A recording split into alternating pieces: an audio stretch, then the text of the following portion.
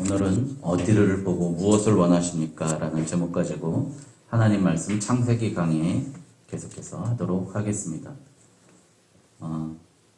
오늘 이 말씀은 우리 만남에 대해서 오늘 좀 나누려고 합니다. 우리가 인생에서의 만남, 가장 흔한 만남이 여러분 바다에 나갈 때는 한 번 기도하고 전쟁터에 나갈 때는 두 번 기도하고 결혼할 때는 세 번 기도하라는 그런 제목이 있습니다.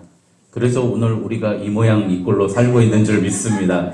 여러분 정말 우리가 어떤 사람을 만남에 있어서 가장 중요한 건 부모님을 누구를 만나느냐가 가장 중요하고, 두 번째 스승을 누구를 만나느냐, 세 번째 배우자, 친구를 누구를 만나느냐가 가장 중요한 것 같습니다. 그런데 제가 불현듯 이런 생각을 해봤습니다. 만약에 그런 사람을, 좋은 사람을 만나려고 하는 게 우리가 중요한 거고, 어떤 사람이 악하고 좀 모자르고 잘못된 사람이 있을 때 나는 과연 어떤 모습이었을까라고 생각했으면 보면은 그 사람은 저 과정 속에서 저 사람을 만났기 때문에 저 모양이야. 그러니까 논리 실증이죠. 인과 응보고 이유 없는데 결과 없다.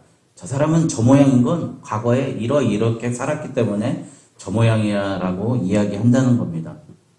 그런데 예수님은, 사실은 기독교는 과거에 네가 그렇게 살았기 때문에 너는 오늘 이 모양이야가 아니라, 네가 과거에 이렇게 살아는 건 나하고는 아무 상관없어.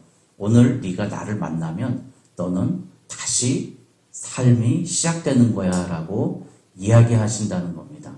그런데 우리가 잘못 생각하고 있죠. 교회도 정죄하고 기독교도 정죄하고 일반 바깥 사람들은 말할 것 없이 정죄하면서 사람들의 과거에 대해서 캐묻고 너는 이것밖에 살 수 없는 사람이야 라고 이야기를 한다는 겁니다.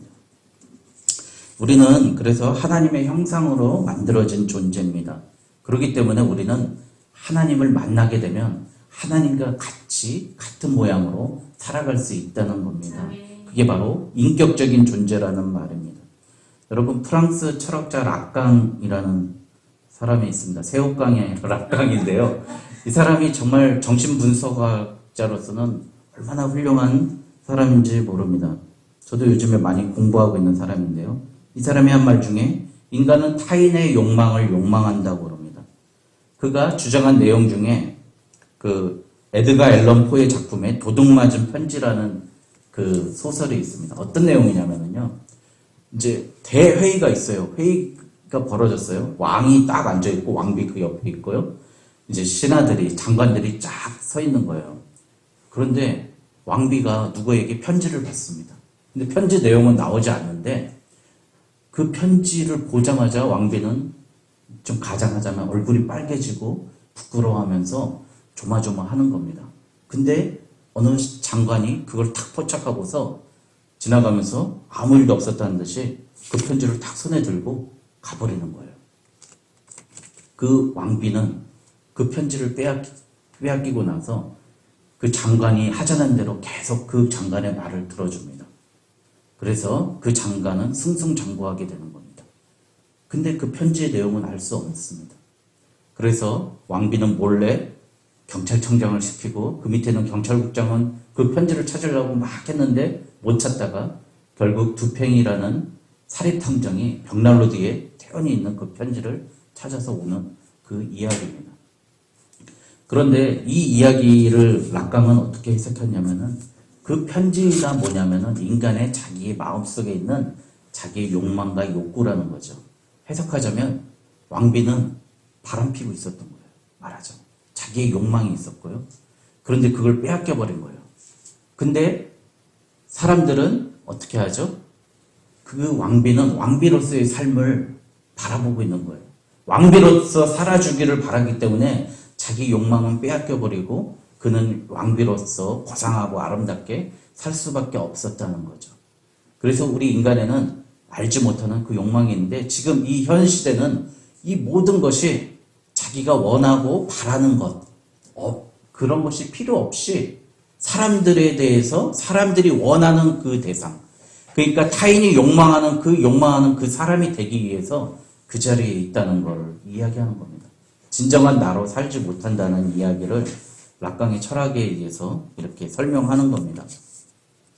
근데 우리가 한번 생각해 보자고요. 우리 요즘에 제가 전에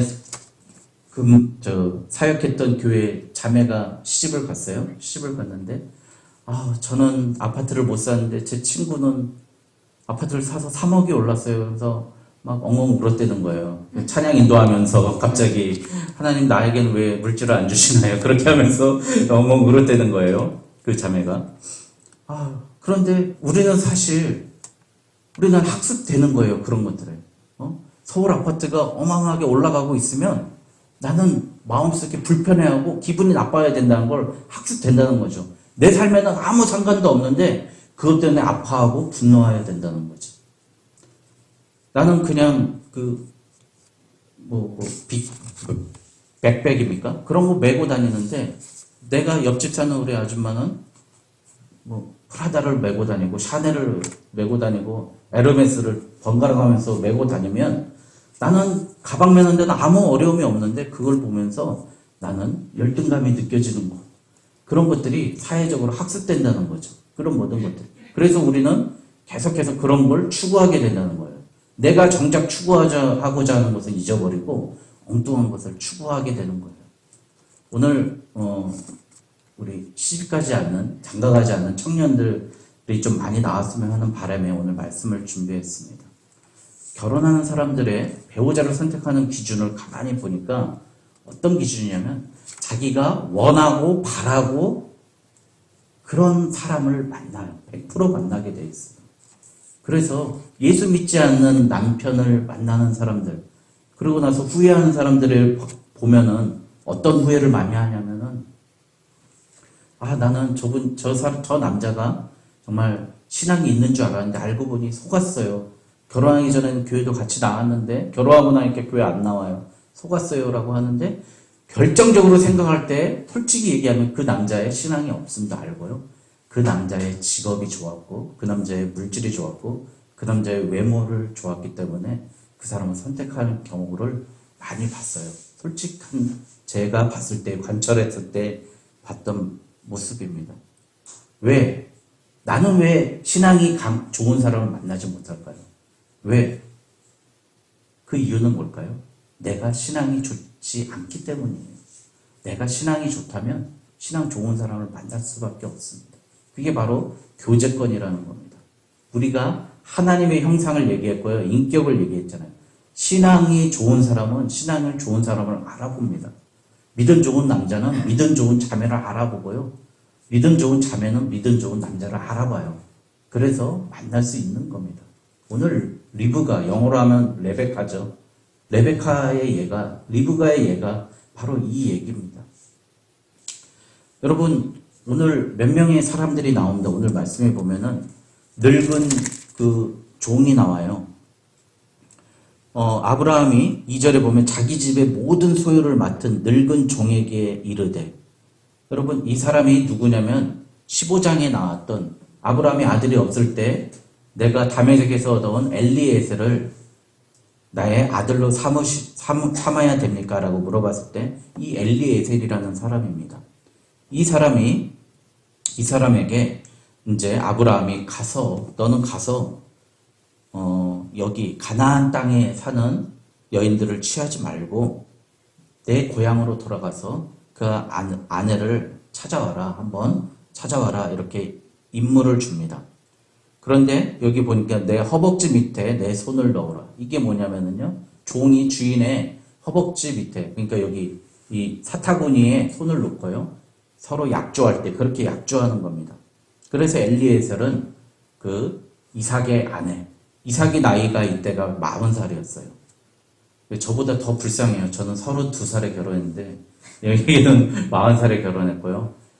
사라가 장사 지낸 지 3년이 지나섭니다. 그래서 이제 이삭의 아내를 택하러 종이 떠납니다.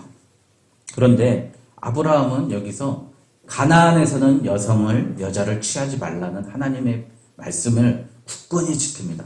여러분, 이 가나안이 타락의 땅, 이방 우상신을 섬기는 그 여인과는 결혼하지 말라, 자폰하지 말라는 그 얘기였습니다.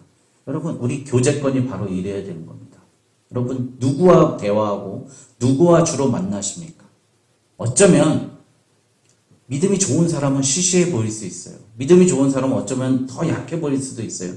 믿음이 좋은 사람은, 믿음이 좋은 배우자는 어떻게 보면 저러다가 저 사람하고 같이 살다가 굶어 죽는 거 아니야 라고 생각할 수 있어요. 가나안은요, 물질의 땅이었습니다. 신도 바알신이에요. 다산, 많이 나면 좋은 거예요. 물질이 흥행했던 그 가나안에서 여인을 취하지 말고 아브라함의 고향으로 가서 취하라고 아브라함은 하나님의 명령을 엘리에셀에게 이야기합니다. 그래서 7절에 보니까요, 아브라함이 멋진 말을 합니다. 그가 그 사자를 너보다 앞서 보내실지라 내가 거기서 내 아들을 위하여 아내를 택할지니라. 여러분, 우리 이 신앙을 가지고 있어야 됩니다. 믿음의 신앙을 갖는다는 건 뭐냐면 하나님이 미리 다 예비해 주시고 준비해 주신다는 것을 믿는 것이 바로 믿음의 신앙입니다. 여러분, 내가 지금까지 살아온 과정 속에서 정말 얼마나 많은 것을 도움받았습니까? 저는 정말 신학의 길을 선택했을 때 하나님이 주신 그 복은 이루 말할 수가 없어요. 이 삼수까지 해가지고 얼마나 힘들었겠습니까? 그런데 내가 신학대학을 가겠다 딱 결정하는 순간 저희 어머니는 안 돼, 등록금 못 대줘라고 얘기를 했는데도 일단 가는 걸 결정하니까요, 이제 합격을 했어요. 합격을 했는데 제가 군 장학생에 선발이 된 거예요. 그래서 4년 동안 등록금을 다 면제받았어요. 그랬더니 또 제가 있는데 갑자기 대학교회가 있었는데요, 대학교회 목사님이 갑자기 자기 미국 간다고 가버리시는 거예요.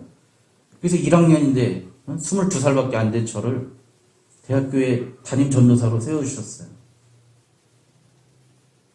그리고 기숙사도 공짜로 쓰고 식당도 공짜로 쓰고 사례비도 받고 그렇게 학교를 다녔어요. 나는 아무런 준비가 안 돼 있는데 하나님께서는 다 그런 준비를 예비해 주시고 준비해 주셨던 거예요.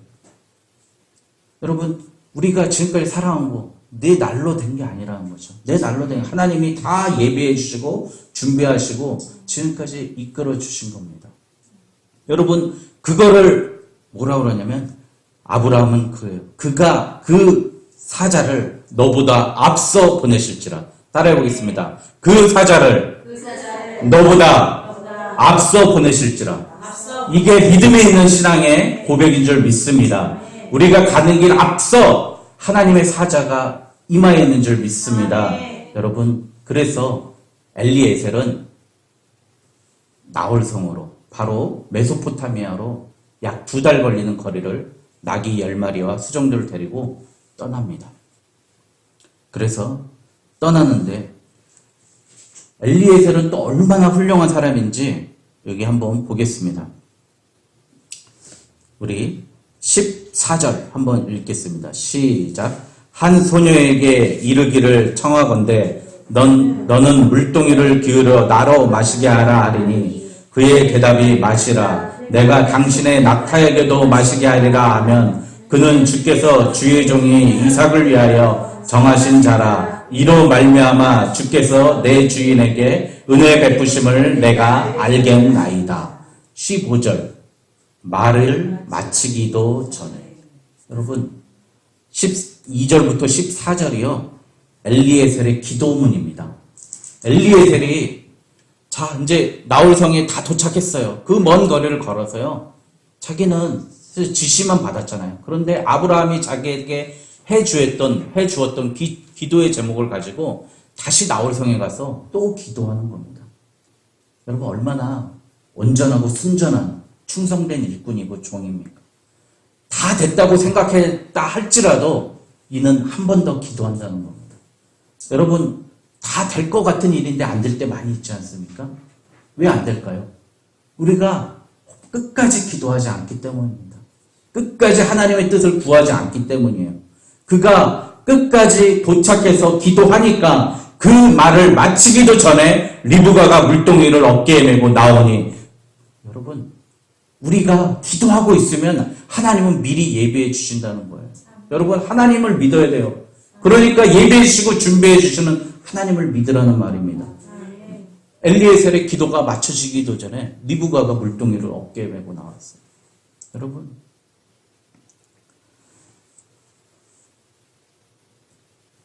우리가 하나님의 길을 찾는 것, 하나님의 일을 하는 데 있어서 기도 없이는 아무것도 될 수 없습니다. 저는 신앙의 가장 최고봉은 저는 그래서 예배와 기도라고 믿습니다. 예배하시는 분들이, 기도하시는 분들이 결국엔 승리하는 겁니다. 우리 예언이가 예배합니다. 오늘 예언이가 우리나라에 있는 같은 또래 50만 중에 가장 훌륭한 하나님의 자녀라는 거예요. 왜? 예배하기 때문에. 여러분, 그걸 믿으셔야 됩니다. 하나님께서는 그 사람, 예배하는 사람, 그리고 이 자리에서 기도하는 그 사람에게 미리 예배하시고 준비하시고 리브가가 물동이를 들고 나가게 만들어 주신다는 겁니다. 여러분, 그걸 아시기 바랍니다.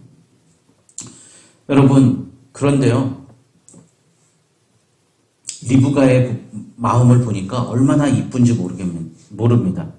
자, 17절에 종이 마주 달려가서 이르되 청하건대 내 물동이의 물을 내게 조금 마시게 하라. 조금만 마실게요 라고 했더니 리브가가 그럽니다. 내 주여 마시소서 하며 급히 그 물동이를 손에 내려 마시게 하고 마시게 하기를 다하고 이르되 당신의 낙타를 위하여서도 물을 길어 그것들도 배불리 마시게 하리다. 얼마나 이쁩니까? 당신 마시는 것뿐만 아니라 낙타가 물을 엄청 많이 먹어야 된대요. 사막을 며칠 동안 물 한 번 걸어야 되기 때문에 한 번 마실 때 뭐 항아리 마셔야 된대요. 그 낙타에게 10마리에게 막 낙타 10마리도 물을 먹인다는 거예요. 리브가가요. 어린 소녀가. 여러분, 우리가 기도에 대해서 제가 얘기했잖아요. 그럼 기도의 응답은 어떻게 해야 받냐면요. 인색하면 받지 못한다는 겁니다. 넉넉한 기도가 하나님께 응답받는 겁니다. 넉넉한 하나님의 섬김이 응답받을 수 있는 줄 믿습니다. 여러분, 얼마나 감사한 일입니까, 우리가. 하나님을 우리 작은 교회 이렇게 섬기게 하신 거 정말 여러분 기뻐하셔야 됩니다. 여러분, 하나님, 내가 넉넉하게 섬길 수 있지 않습니까? 부족한 게 너무 많은 교회니까, 약한 게 너무 많은 교회니까 저도 하나님 섬기는데 더 열심히 낼 수 있고 더 열심으로 분업화된 교회 아니지 않습니까? 우리 한 사람이 이 일 저 일 다 해야지고 1인 몇 명 맡아야 되지만 넉넉히 하나님께 섬길 때 리브가가 믿음의 조상이고 그 악의 성을 물리치고 예수 그리스도의 피에 그 할머니, 증조 할머니가 된 줄 믿습니다. 여러분, 그 넉넉함이 우리가 기도의 응답을 받는 첩경인 줄 믿습니다. 여러분, 리브가처럼 넉넉했다는 겁니다. 여러분, 얼마나 멋집니까? 자, 그래서 이제 그 여인의 선의를 받아들인 엘리에셀은 리브가의 집에 머물러도 좋겠냐라고 물어보니까 리브가는 어떻게 해요? 바로 달려가서 엄마한테 이야기를 해가지고 삼촌 라반하고 엄마하고 음식을 준비합니다. 집과 사료도 만들어가지고요. 동행자들의 발같이 발을 씻을 물까지 줍니다. 자, 여러분, 얼마나 리브가의 마음이 곱고 그들의 마음이 곱겠습니까? 그런데 이거에서 끝내지 않습니다. 오늘 읽었던 말씀. 자, 49절하고 50절 이 말씀 한번 같이 읽겠습니다. 시작. 이제 당신들이 인자함과 진실함으로 내 주인을 대접하려 하거든 내게 알게 해주시고 그렇지 아니할지라도 내게 알게 해주셔서 내가 우로든지 좌로든지 행하게 하소서. 라반과 부두엘이 대답하여 이르되 이 일이 여호와께로 말미암았으니 우리는 가부를 말할 수 없노라. 할렐루야. 아멘. 여러분, 우리 하나님 일 하다가 좀 잘 못돼도 괜찮습니다. 믿습니까? 여러분, 하나님 일 하다가 어긋나도 괜찮습니다. 우리는 가부를 말할 수 없노라. 여러분, 하나님의 명령 따라서 나왔는데요. 우리가 왜 가부를 묻습니까? 난 못해, 나 해. 이게 아니라는 거예요. 라반과 부두엘, 리브가의 오빠하고 리브가의 어머니는 우리는 하나님 여호와로부터 난 일에 대해서는 여호와로부터 말미암은 일로는 가부를 말할 수 없습니다. 우리는 그대로 순종합니다. 그대로 갑니다. 이렇게 얘기하는 리브가 가정의 그 신앙의 모습을 볼 수 있습니다. 여러분, 또 이렇게 얘기합니다.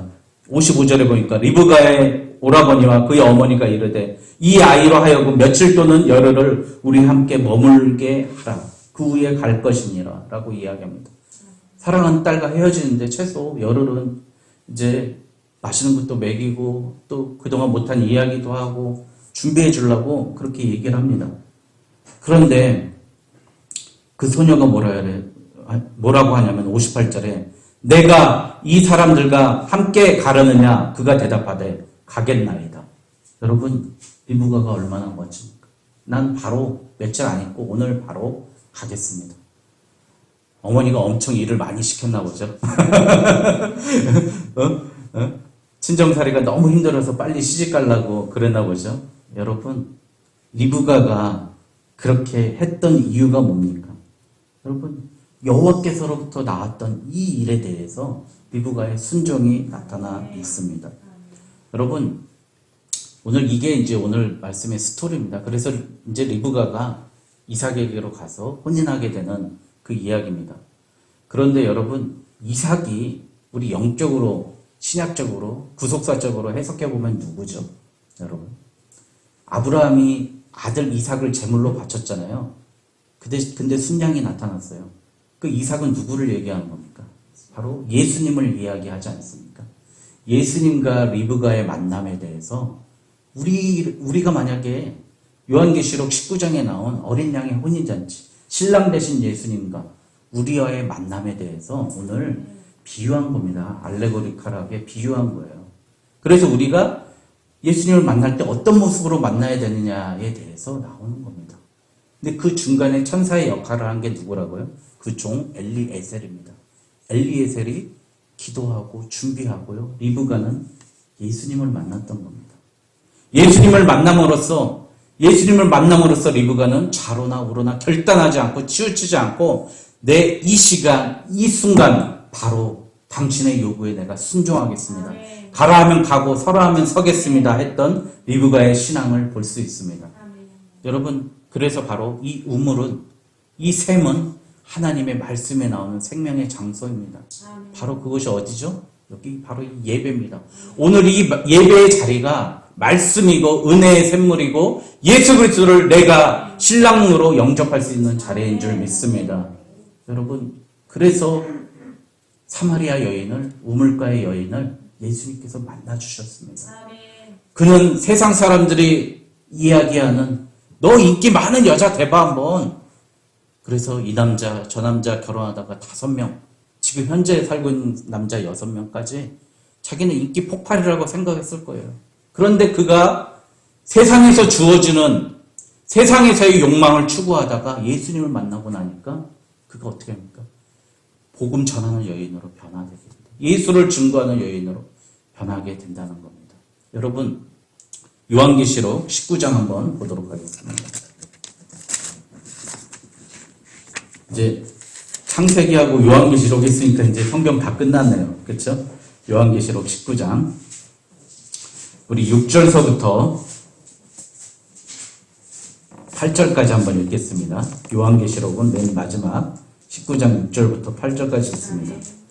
다 같이 읽겠습니다. 또 내가 들으니 허다한 무리의 음성과도 같고 많은 물소리와도 같고 큰 우레소리와도 같은 소리로 이르되 할렐루야 주 우리 하나님 곧 전능하신 이가 통치하시는도다.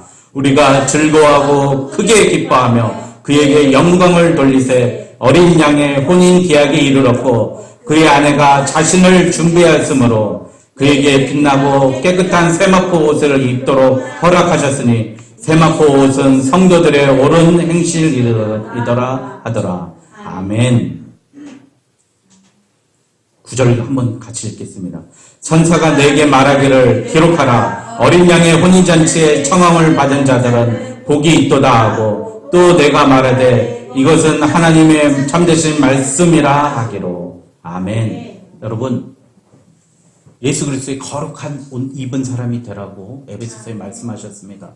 여러분 우리가 예수 그리스도와 결혼하고 예수님과 연합하려면 어떻게 해야 되냐고요? 하얀 세마포 옷을 입어야 된다고 합니다. 하얀 세마포 옷이 뭐라고요? 신자들의 성도들의 거룩한 행실이라고 그랬습니다. 여러분, 우리가요, 예수님을 만날 수 있는 가장 좋은 방법은 예수 그리스도가 입으셨던 그 세마포 옷을 우리가 입는 겁니다. 예수 그리스도가 십자가에 달려 돌아가실 때 입으셨던 그 무덤에서 입으셨던 그 세마포 옷을 우리도 부활을 꿈꾸며 우리도 십자가를 지지만 다시 살아나는 그 부활을 꿈꾸며 예수님께서 입혀주신 그 세마포 옷을 입어야 되는 줄 믿습니다. 그것이 바로 기독교 신앙의 핵심입니다. 믿음이고 그것입니다. 리브가처럼 좀 더 하나님 앞에 인색하지 마시고요. 좀 더 하나님을 섬기는 일에 최선을 다하고 예수님을 만나는 일에 좌우로 치우치지 않고 머뭇거리지 않고 바로 내가 가겠나이다. 예수님과 연합하겠나이다. 그런 생각 가지고 오늘 하루 우리 인생 결단하는 저와 여러분 되시길 주님의 이름으로 축원합니다.